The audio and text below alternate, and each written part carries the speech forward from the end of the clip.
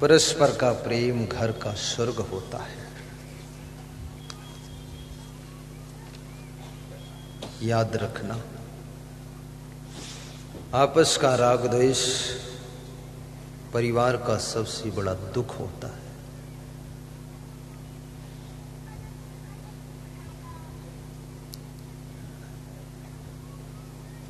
संसार में सुख से जीना है, परस्पर प्रेम से रहना सीखो। आनंद को प्राप्त करना है, चरित्रवान बनकर जीना सीखो। दुखों से छुटकारा पाना है, विवेक पूर्वक कार्य करना सीखो। सफलता हासिल करना है, सही डिसीजन लेकर कठोर परिश्रम करना सीखो।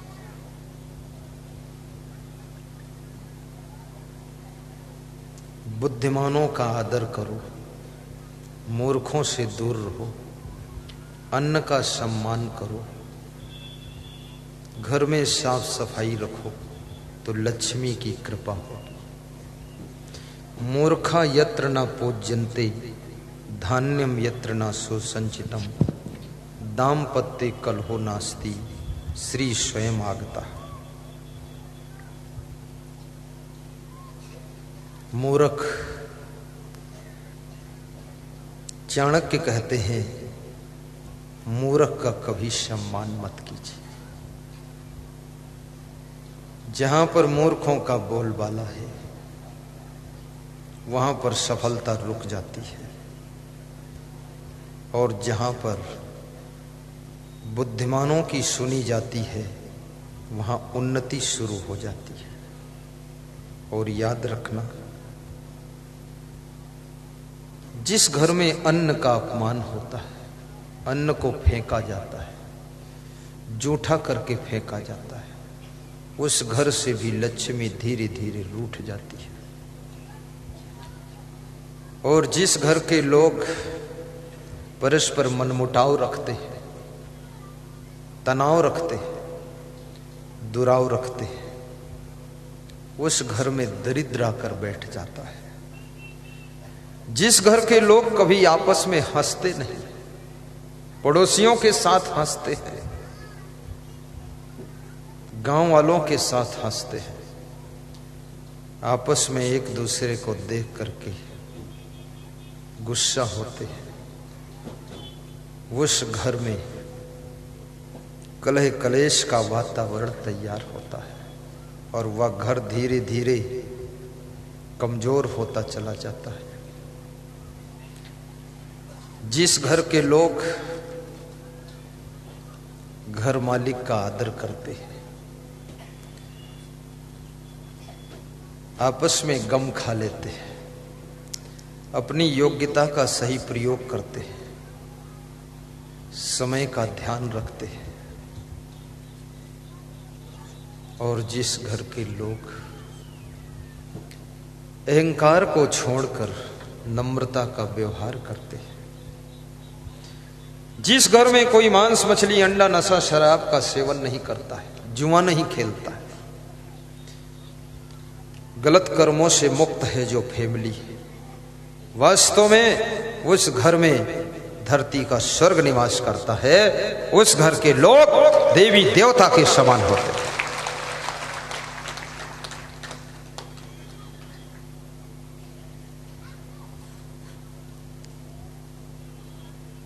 कबीर साहब के पास में एक नवयुवक आया। उसने कहा कि मेरी इच्छा होती है शादी करूं, लेकिन शादी का झंझट देखकर डर जाता हूं। महेश परमार जी, शादी में डर भी लगता बहुत लोगों को।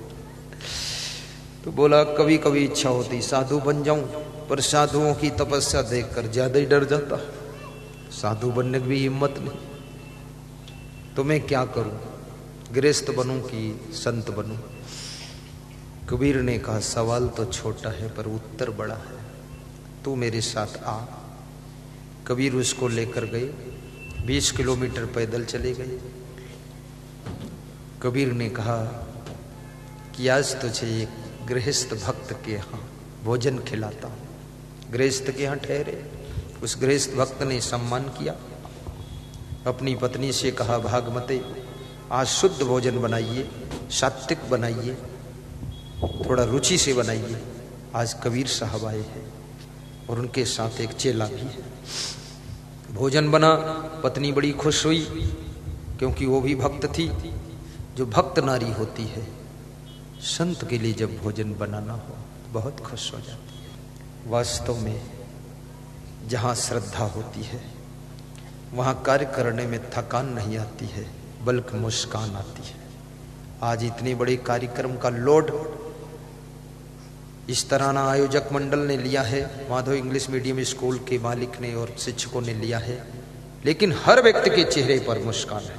शमशेर सिंह ने प्रचार प्रसार में समर्पित काम किया है, पर वो मुस्कुराता रहता बच्चा, मैं उसको भी धन्यवाद देता हूँ। क्यों? क्योंकि प्रेम और श्रद्धा है। जहाँ प्रेम होता है उस कार्य को कितना ही करना पड़े उसके लिए थकान नहीं आती है, मुस्कान ही आती है।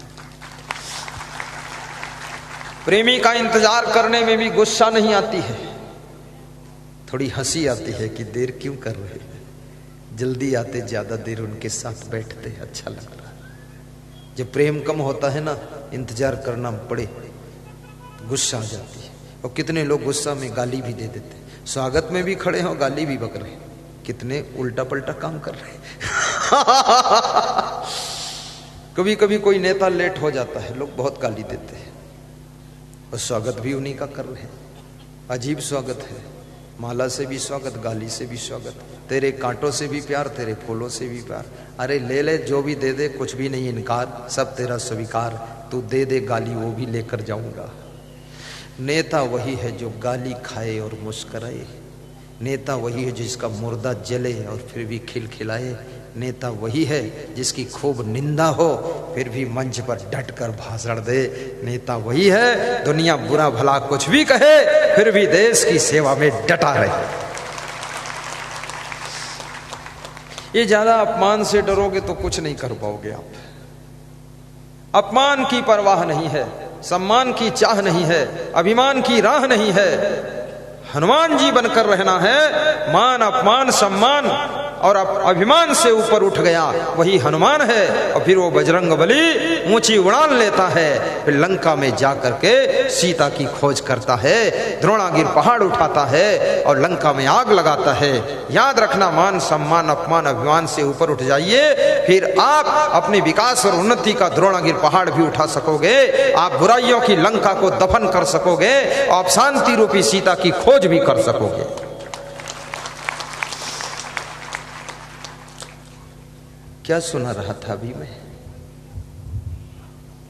भूल गया मुझे, कोई कहानी थी क्या? अरे भूला नहीं है, तुमसे इसलिए पूछ रहा हूं, तुम भूले हो कि याद है? कबीर साहब वाली कहानी। कबीर साहब ने भोजन किया, भोजन की प्रशंसा किया कि भोजन बहुत अच्छा बना है, टेस्टी भोजन, स्वादिष्ट, शुद्ध, पवित्र, सात्विक। तो चेला बहुत नाराज हुआ जो साथ में गया था।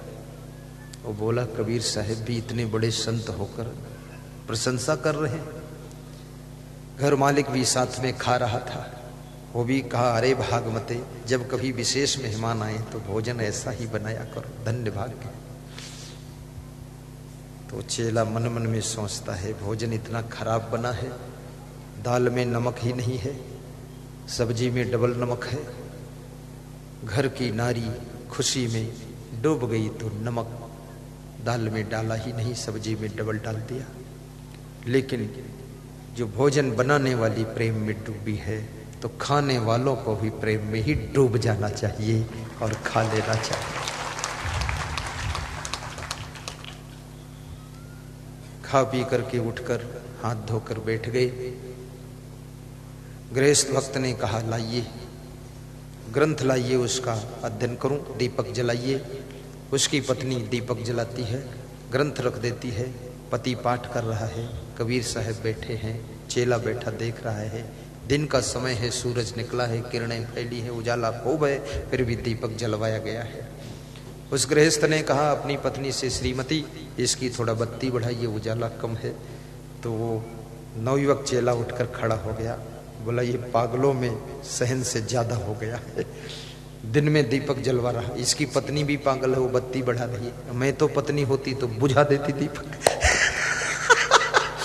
ये ऐसे घर में आए हैं। तो कबीर साहब ने कहा ठंडे रहो, ज्यादा गर्म मत हो। कबीर साहब वहां से विदा हुए। पहाड़ के टीले पर एक संत रहता था, उसके पास गए, संत से सत्संग किया। कबीर साहब प्रेम से मिले। बूढ़ा संत था। संत से पूछा कबीर साहब ने तुम्हारी उम्र क्या है? उसने कहा 80 साल है कबीर साहब। बोले 80 है। 5 मिनट बाद फिर पूछा कबीर साहब ने कितनी उम्र है बाबा? बोले 80 साल है। चलते समय फिर पूछा कितनी उम्र है? बोले 80 साल है।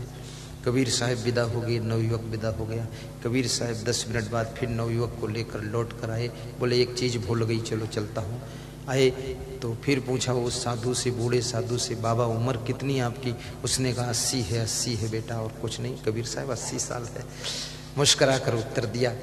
तो उस चेला ने कहा अब की भूल जाए तो हमसे पूछ लेना, इधर मत आना, नहीं ठीक कर दूंगा तुमको। तो कबीर साहब ने कहा बस यही बात है, ना तो गृहस्थ बनने योग्य है, ना तो संत बनने योग्य है, तो बिल्कुल अयोग्य है। गृहस्थ बनना है तो उस गृहस्थ जैसा बन। अगर पत्नी से भूल हो जाए तो क्षमा कर, मुस्कुरा कर रहे, और अगर पति आज्ञा दे तो पत्नी ऐसा काम करे, अनुकूल गृहस्थी हो तो वैसी हो, और संत बन तो ऐसा बन। मैंने 4 बार पूछा इस बूढ़े संत से उम्र क्या है, चारों बार मुस्कुरा कर उत्तर दिया 80 साल है, 80 साल है। और तू सुन करके ही उलझ गया, गर्म हो गया कि अब की पूछना होगा, मेरे से पूछ लेना, इधर मत आना, नहीं दिमाग ठीक कर दूंगा। तो तू न संत बनने योग्य है, न गृहस्थ बनने योग्य है। याद रखना, संत तो वही बन सकता है जिसमें सहन शक्ति होती है। ये क्रोधी विरोधी संत नहीं बन सकता। खोद खाद धरती सहे, काट कूट बन राय, कटुक बचन साधो सहे, और से सहा न जाए। और कड़वे वचन जो भी सह ले वो भी